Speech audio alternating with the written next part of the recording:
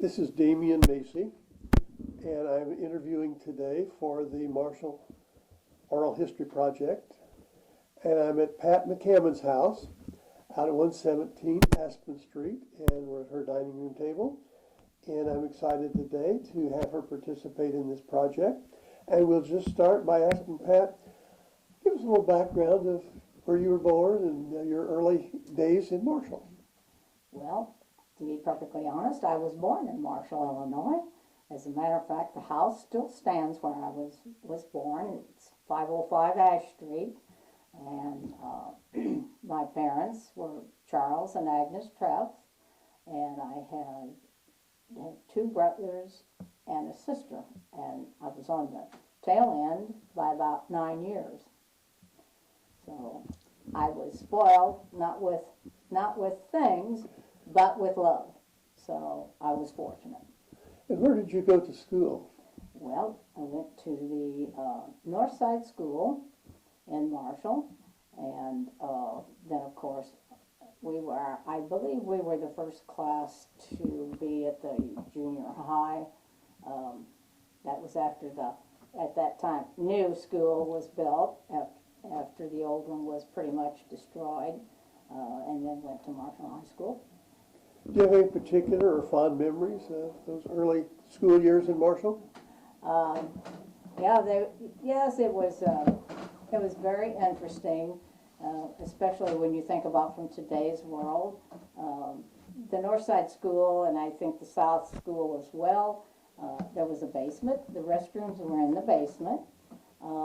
The first floor was first, second, and third grade, and let's see, it was first, second, third, and fourth, and the second floor was 5, 6, 7, and 8, and way up in the top there was a room, and it was the music room.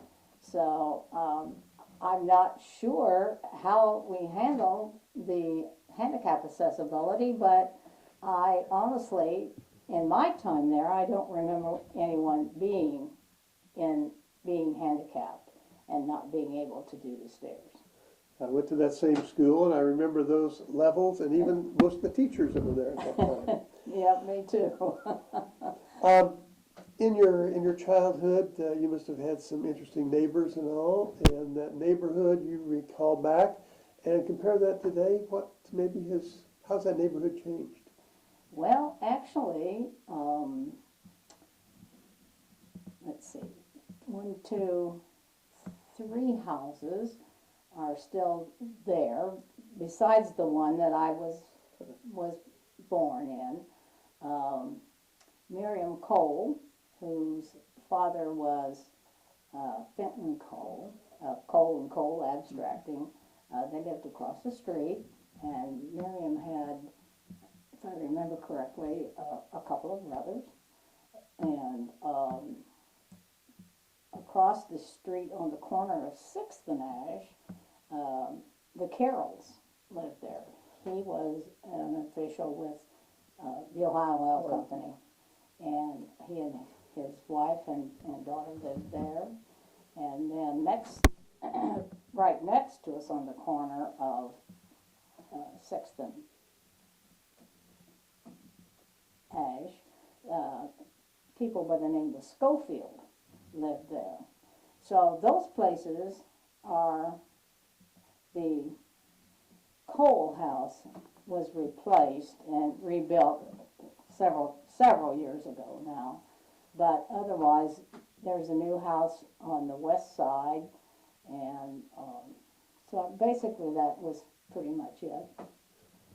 Did you have a family pet at that time, or I know you've had some pets in the past? I'm sorry. A pet. Oh, a family. Yes, we usually had a pet, which was a dog, of course, and so, with a family that size, you almost always had a dog or a cat. we were a dog family, not a cat family. And what were your hobbies back then? Well, as a child, I took piano lessons from Nina Hogue for many years. Um, and also, I love to roller skate. One of my fond memories was going to the North Side School, and there was a great big wide sidewalk that went all the way around the school. And gosh, we used to skate up there and just go round and round. You had to watch though, because on the south side there was like one step that came out from the building. So if you got too close to the building, unless you were good enough to jump it, you were probably on your knees. Or going too fast. That's right.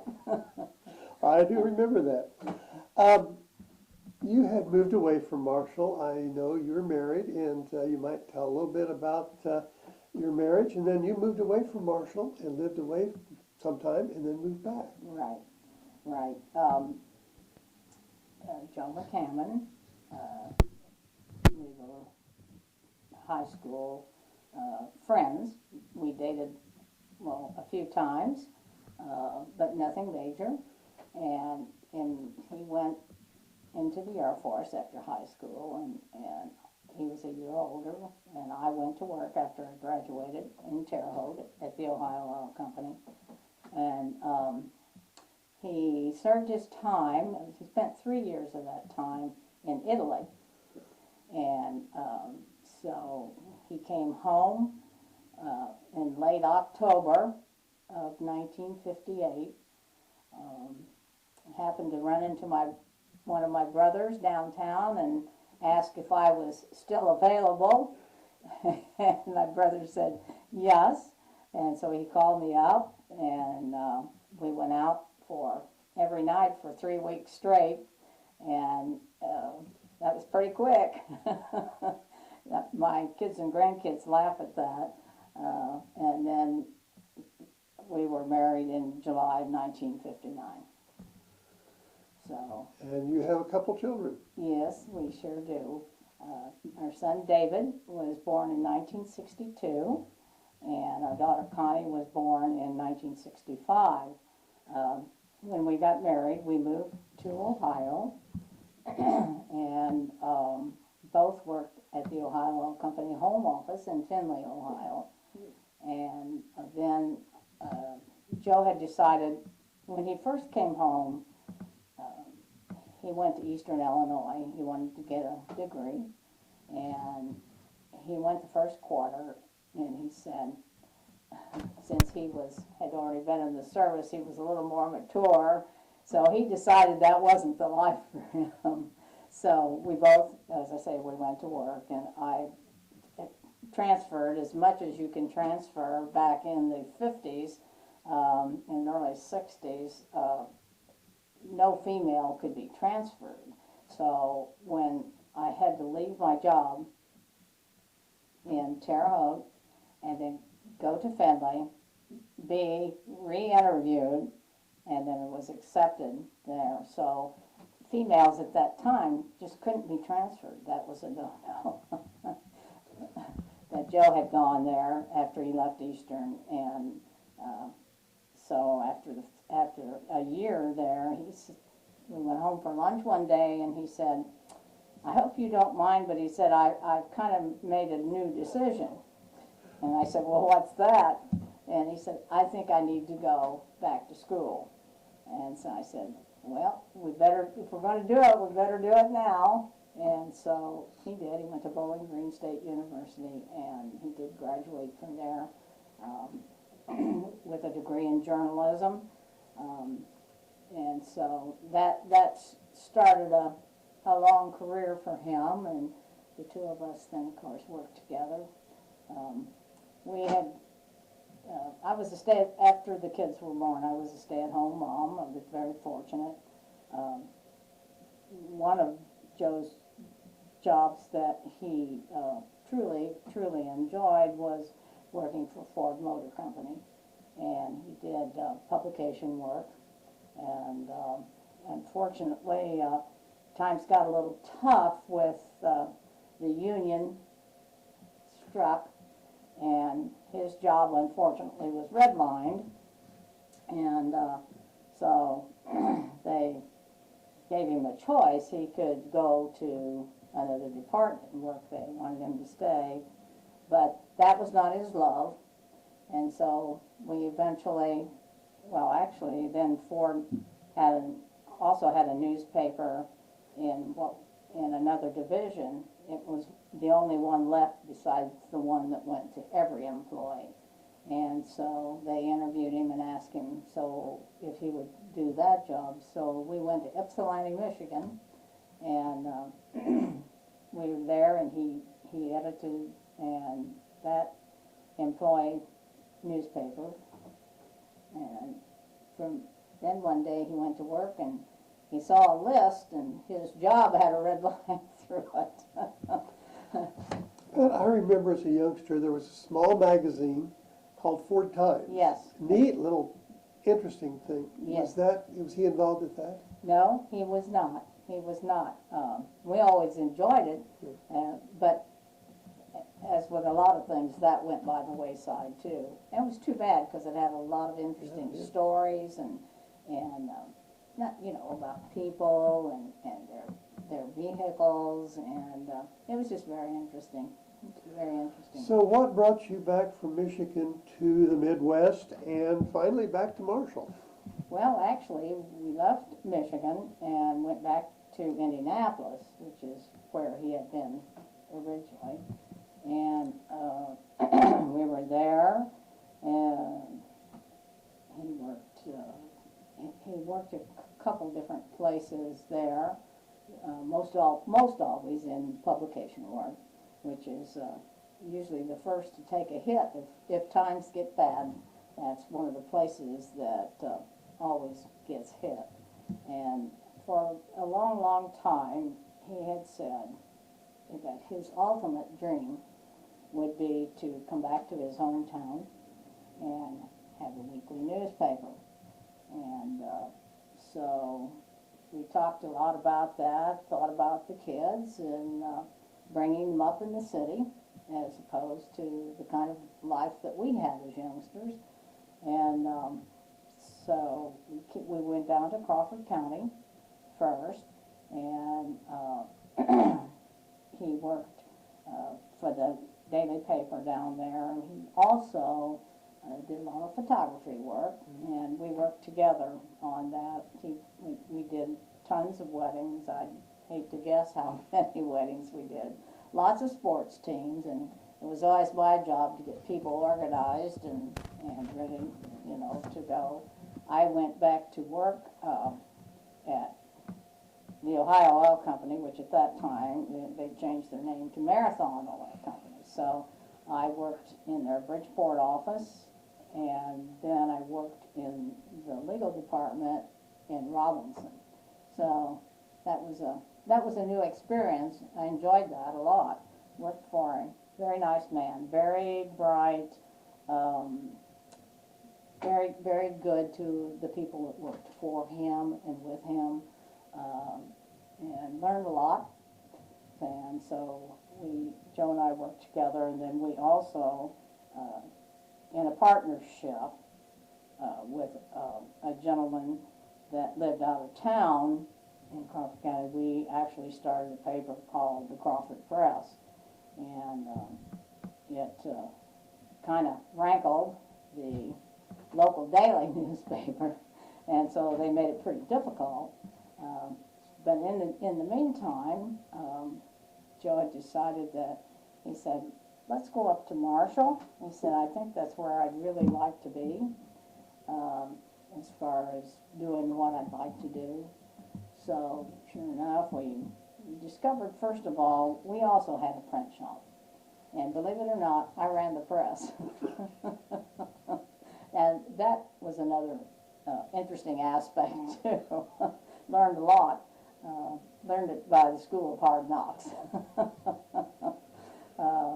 And so we came to town and realized that Marshall did not have a modern print shop of any kind. And so we came up and located in the what had been Blankenship's Rexall drugstore. That was no longer a drugstore. And so we moved our equipment and started there. That was in 1986, and then discovered that Marshall really, the paper that was currently printing was located in Casey, and unfortunately for Marshall, there was usually more Casey news in the Marshall paper than there was Marshall news, and so we kind of saw a spot there and decided to take the plunge. Of course, kept the print shop and started the Marshall Choice. So in 1988 we started that. So there were, you know, a lot of people laughed at us and said, you'll never make it, it'll never work. I think one of the most memorable things is the fact that a local businessman whose business was on Main Street in Marshall came down to see us, and first thing out of his mouth was, quote, "I hope you brought your own customers, because don't expect Marshall to support you." And that was very disappointing. He was a very, very successful businessman and had a business on Main Street and had made a very good living for his family. So that was a little disappointing, of course. But You obviously proved him wrong. yes, we did. We were very fortunate. People seemed to respect and like what we did, and so that was a good thing. We were very glad. Marshall was kind of in a funk at that time. A lot of empty buildings. It just wasn't believing in itself. Everybody thought, you know, you had what we called New 40 at the time, and then of course 70 came through, and so people just gave up kind of and thought, oh, wait, there's nothing here. Why do you want to be here? And so. Then Walmart came along. And Walmart came in. Yep, that's absolutely right. And so we tried to promote the positive, and you know, it did happen. Marshall did grow and began to believe in itself. And You know, Pat, we've got so many interesting and I think people with varied backgrounds in Marshall. The one thing I always enjoyed about the Choice was you many times featured a story about a person and told things that most people didn't even know about them. that's right.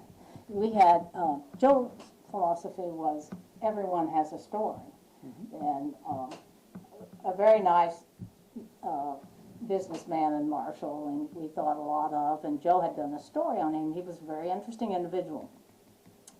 And so after his story appeared, this may sound a little arrogant on his part, but he didn't mean it the way it came out. He said to Joe, he said, you just can't keep doing this. He said, there are not enough interesting people to keep doing this. And Joe looked at him and said, everyone has a story. And we would get lots of comments like, well, I've lived next door to so-and-so, and I didn't know he did that once, or I didn't know he had that hobby. And so it was just very rewarding, just extremely rewarding. And a lot of people were good enough to give him, you know, if they had a specific hobby, they would maybe give him a little gift.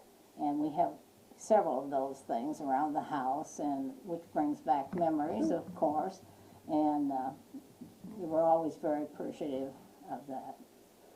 Okay, so did you finally decide to retire and sell the business? Or I know you did move away from the newspaper business. Well, it was very interesting. This man kept calling us on the phone, and actually we were either never around or one of the employees picked up the phone, and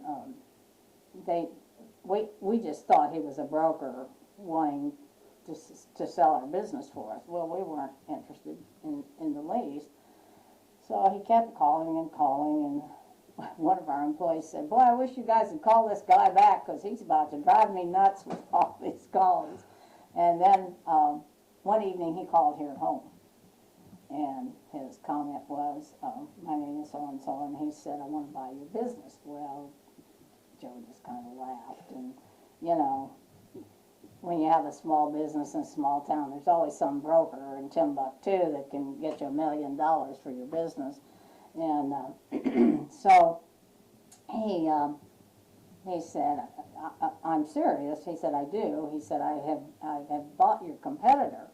And he said, I want your paper too.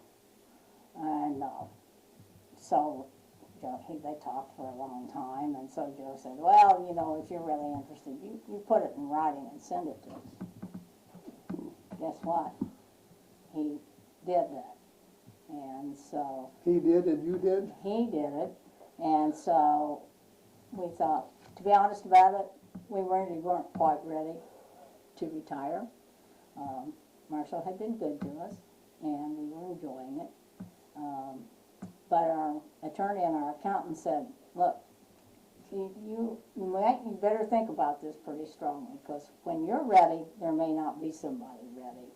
And they said, you want to think carefully before you don't deal with him or whatever. And so we checked him out, and he was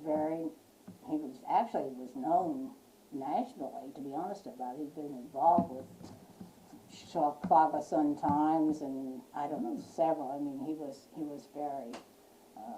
very influential. And so we finally got together and agreed upon a price. And the day we signed the papers, I looked at Joe and said, I don't think I can do this. I said, I don't think I can sign this. And so the gal that was handling the paperwork said, we understand. She said, you built this business. She said, you didn't buy it, you built it. And she said, it's just like your child. And she said, it's very difficult. And she said, I understand that. So, of course, we were as good as our word and signed the papers, but it was difficult. You know. Then, Pat, you didn't have anything to do for a while, and then a project called Main Street came along. And I know we could take a whole session on Main Street. That's for sure. And then there was a thing called Harlan Hall, and we could do a whole tape on that too. But you want to just hit a few of the highlights of your experience with the Main Street and Harlan Hall projects? Well, it's kind of an interesting story. When I took the, after we sold the paper, I actually took a job selling used cars and mobile homes for a few months. It was a great experience. It really was. It taught me a lot about people, and worked for a man that was very good to me, and knew I didn't have this experience, but he taught me so much. And then I worked as a receptionist at the bank for a while. That was not my thing. It was nice, they were nice to me, but it just wasn't my thing.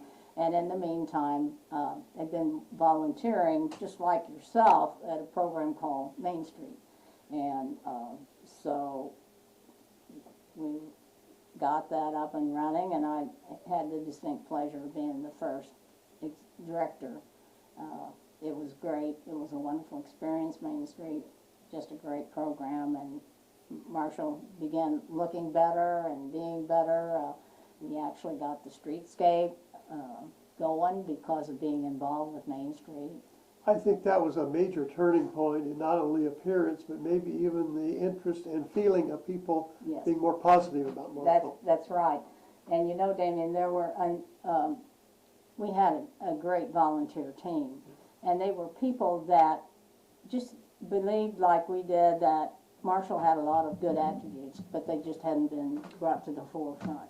And architecture, for example, it just was wonderful. And we got several people, building owners that we really never dreamed about, painted their buildings and began to fix them up. And we had an awning grant program, and so it was just a good move for Marshall. I just really enjoyed it. Worked with a lot of really fine people like yourself. So it was a good thing. And that's one thing, that it's a national program. It was not something that just developed here in Marshall. No. But it was a part of a national and state program. Yes. That Many states have them very actively, Yes. and I think we still see some very positive results even today. Yes. The second phase of the streetscape is taking Right. place. Yeah, So our appearance in Marshall has been really improved by Main Street. absolutely, absolutely. Then you got involved in a little project, let's see, I think it was called Harlan Hall. Yes, while I was still at Main Street, of course, historic preservation was a big, strong point of the Main Street program. I would like to say that Illinois' program at that time was probably one of the best in the nation, to be very honest about it. The director was a very vivacious, bright, the woman could, you know, if she gave you a talk and you had a river running down the middle of your Main Street, she could tell you how you could get rid of that and everything would be fine. She just had that charisma that good leaders have. And so she had, I really have to say, the state of Illinois had one of the best programs in the United States. And fortunately, we were a big part of that, and we were well respected. It was very, very nice for us to do that. And while we were there doing that, Harlan Hall, which is now was at that time called the Moose Building and owned by the local Moose organization. The Moose Club had just deteriorated because of lack of membership.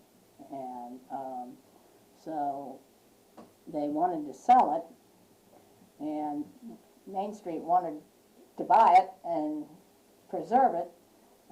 It had been originally built as the livery stable on the first floor and the opera house on the second floor. Sounds like an odd combination, but it was great, and it was part of our history, of course. It was built in 1862. So we convinced the mayor at that time and that it would be a good thing. And so the city wound up purchasing it, and we volunteered to work a lot and work hard, and that's actually what we did. It was a great project. People told us we were crazy, that it needed to be torn down. That was just about all they could, a lot of people could say about it. And through a lot of volunteers and fundraising and grants, we were able to save the building, which is wonderful, which is great. And today, you can really look at that as part of your legacy. That building looks just almost identical as the way it would have looked Yes. in the 1800s when it was first built. Yes. It's been touch pointed, and it's now an active community center, Yes. complete with the stage, kitchens, and all. So you can be very proud, and we're proud that you were able to do that and helped Marshall move along so much to make that possible. Well, I was blessed with a lot of good people. When Ken Smith asked me to do the job, I said, I don't have the ability to do that. I said, I don't know anything about blueprints and all of those kinds of things. And he said, well, you've got some people that can help you with that. So he said, don't worry about it. Just take it and run with it. And so if it hadn't been for people like you and Jim Schwartz and just a whole number of people that gave so much of their time and effort, just a great thing, just a great project. I'm just proud to be a part of that. Well, Marshall has very unique architecture, and that building is now in the National Register of Historic Places, as well as our downtown. And you can certainly say you've had a great part in making those improvements and those things happen. And I guess just to kind of come back to some general things, would you say there was a significant event in your life that you remember, or maybe a particular invention that's just changed your life totally? Well, perhaps in coming back to Marshall and you know, having a hand in helping see it continue. You know, a lot of small towns our size, when a highway comes close by, they they die, so to speak.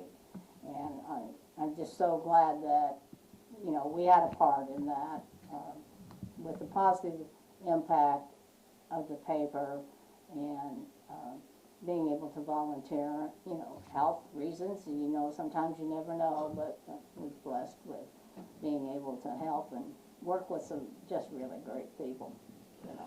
Well, thanks again, Pat, for your time. We really appreciated this, and I think you have given some background of, I think it should be of interest to people in the future, too, as they read this.